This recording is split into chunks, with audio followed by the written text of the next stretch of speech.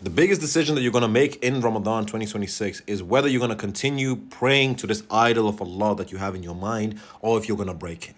And most, I would say, sort of the institutionalized versions that are sort of preached of Allah is like, this is who Allah is, and this is who Allah is, isn't. And honestly, in my experience, my personal experience, I have found that many teach sort of a very manly God, right? A very a law that is sort of it sounds like a very man, right? It sounds like an egotistical man at times, and you have to ask yourself, is this the strengths, is this the belief of God that I want to strengthen? You have to understand that Allah will appear to you exactly as you sort of perceive God, right? There's sort of a hadith Qudsi about that, and that I am to my servant as my servant sees me.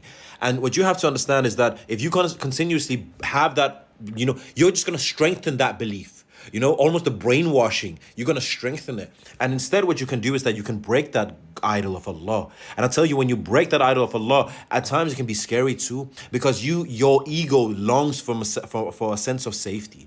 It wants to feel safe. And it's almost like, it looks at it like, what? Even right now, you might even feel a certain type, whatever towards me, because I'm challenging your perception of, your ego, right? And what you have to understand is that your ego wants to cling on to safety, but safety, it will always keep this, like you won't move out. You won't move out to really find out who Allah really is. And you'll just stay in this loop, in this cycle. And it's fine. But I mean, it's like, SubhanAllah, don't you want to get really closer to the divine? Like, not just, your whatever everybody's preaching you, and like, what? But really, don't you want to understand the mysteries in life? Don't you want your life to be so mystical and beautiful? SubhanAllah. And the way that you do it is by breaking this idol.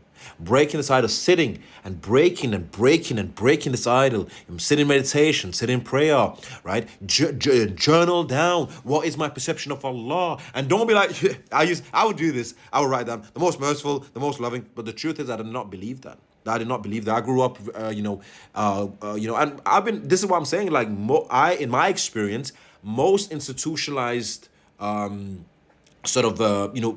versions of Allah, right, is in my experience, a very angry and sadistic God, right? A very, Old Testament type of God, right? Seems like a lot of Muslims, we've been inspired heavily by, the Old Testament. And that goes for all Abrahamic faiths, right?